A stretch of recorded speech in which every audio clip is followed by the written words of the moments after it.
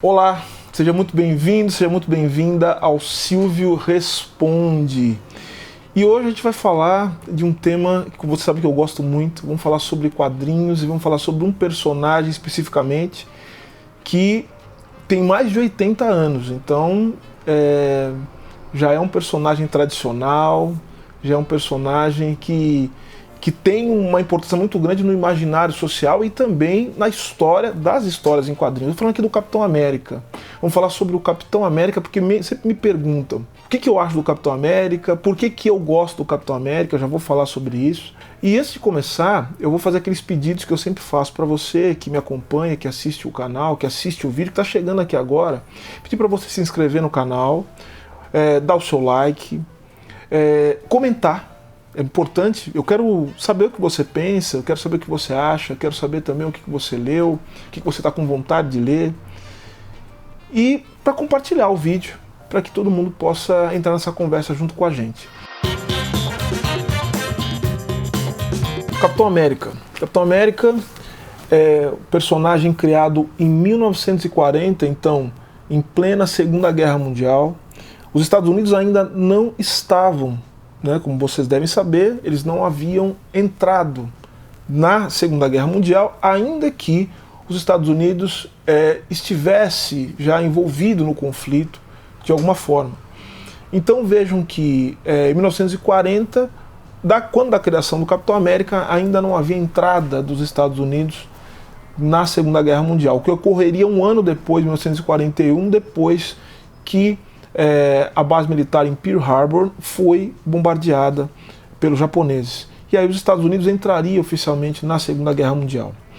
Pois bem, o Capitão América foi criado em 1940. E vejam que a primeira aparição do Capitão América se dá na revista Capitão América, da editora Timely Comics, que mais tarde tornar-se a Marvel Comics. A capa da revista era Capitão América dando um soco em ninguém mais e ninguém menos do que Adolf Hitler. Então já foi uma capa extremamente polêmica, porque mesmo nos Estados Unidos já havia toda uma controvérsia sobre qual posição os Estados Unidos adotariam na guerra. Como eu falei, só em dezembro de 41, um ano depois, os Estados Unidos entraria oficialmente na Segunda Guerra Mundial. Steve Rogers é um soldado, se alista no exército americano, é um sujeito de compleição física bastante frágil, mas que se submete a um experimento onde lhe é ministrado o soro do super soldado.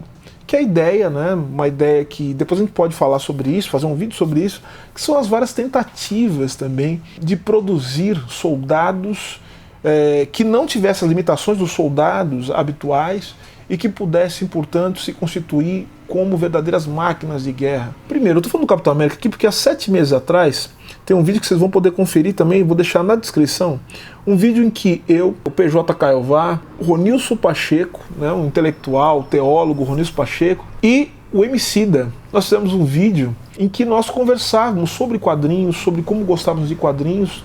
Somos todos negros, ou seja, o que significa para um homem negro gostar de quadrinhos.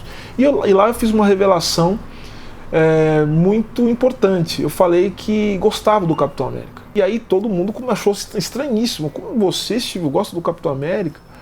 Eu que sou um crítico da política americana, sou um crítico do como os Estados Unidos trata a população negra. Enfim, sou crítico do modo com que os Estados Unidos se coloca no mundo, ainda que tenha grandes amigos naquele país, enfim, mas crítico da política americana e daquilo que os Estados Unidos representa. Então todos ficaram surpresos, por que o Silvio então gosta do Capitão América? Eu tenho 2 respostas para dar a respeito disso. A primeira resposta é uma resposta muito simples, que é o fato da minha ligação emocional com os quadrinhos e com o personagem, desde os anos 80, ainda quando as histórias do Capitão América eram publicadas pela editora Abril, naquele formatinho, aquelas revistas menorzinhas, e eu li o Capitão América, e eu me lembro de ter lido uma história que me impactou muito, numa revista do Capitão América, nos anos 80, que era a história dos 4 Capitães América, e pela primeira vez eu soube que o Capitão América, o manto do Capitão América tinha sido utilizado por mais de um homem além de Steve Rogers. Essa é a primeira explicação. Mas tem uma explicação que eu acho que é uma explicação política, que acho que essa nos interessa um pouco mais, para a gente saber um pouco mais sobre a complexidade, não só dos personagens, mas entender um pouco também a complexidade dos quadrinhos enquanto arte, que é. Os quadrinhos são considerados, já falei isso em outros vídeos, a nona arte. Então, de tal sorte que os quadrinhos guardam uma complexidade, os quadrinhos guardam um dinamismo que precisa de um olhar um pouco mais atento, mais acurado e mais paciente. Então é nisso que eu te convido a fazer, falar um pouco sobre o Capitão América. Para falar do Capitão América, a gente tem que entender o que significa o homem Steve Rogers, né, que é o personagem. É um homem branco, louro, de olhos azuis. E eu faço a seguinte leitura. O Capitão América, ele é o símbolo daquilo que os Estados Unidos nunca poderá ser e não será. Ele é um ideal. E essa contradição entre o ideal do Capitão América, o ideal do que seria o homem americano, o ser humano criado e forjado pelos Estados Unidos, está ali colocado de uma maneira bastante contraditória em relação a tudo aquilo que os Estados Unidos representam. Mas a questão é que Steve Rogers, ele é um homem dos anos 40, um soldado que acredita numa visão, vamos dizer assim, dicotômica do mundo, nessa luta do bem e do mal, os aliados contra o eixo, a luta contra o nazismo, né, contra a personificação política da barbárie, que é o nazismo, o nazifascismo é isso, de fato. Então, o Capitão América é um homem que nasce, ou renasce, sendo mais preciso, num outro momento. Ele renasce, como eu disse, no meio da Guerra Fria, em que os Estados Unidos ocupam uma posição hegemônica no mundo, especialmente depois da Segunda Guerra Mundial, em que há uma série de contradições em relação àquilo que os Estados Unidos representava e aquilo que os Estados Unidos efetivamente é. Então, as representações de Steve Rogers são sempre representações de um homem melancólico, de um homem perdido, de um homem fora do seu tempo, e de um homem que cada vez mais vai se afastando da sua posição enquanto um soldado a serviço do país, no caso dos Estados Unidos, mas que vai cada vez mais se aproximando desses ideais, o que vai colocando os Estados Unidos como sendo uma espécie de grande adversário da figura representada pelo Steve Rogers. O Capitão América se torna um personagem que pode servir também como uma forma de pensar esta condição nacional, racial, nacional, identidade, em nível mundial, né, em nível global.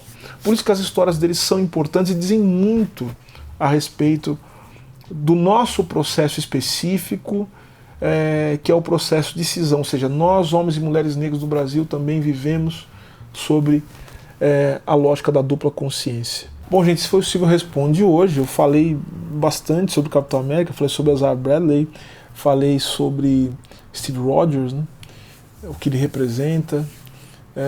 Acho que várias histórias em quadrinho nos últimos tempos têm retratado, têm colocado essa questão. Eu acho que o arco de Ed Brubaker e recentemente as histórias que foram roteirizadas por Ta-Nehisi Coates, né? Ta-Nehisi Coates, que é conhecido como sendo, primeiro, um escritor negro importante nos Estados Unidos e que foi responsável também por uma das melhores fases do Pantera Negra, Ta-Nehisi Coates, e que retoma essa questão do Capitão América, no caso de Steve Rogers, como sendo um ideal, né?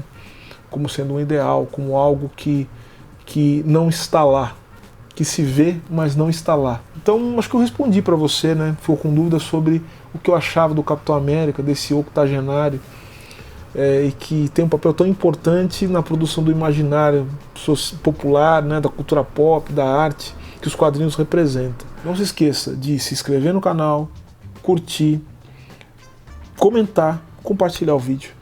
Vejo você no próximo Silvio Responde. Muito obrigado, gente. Até mais.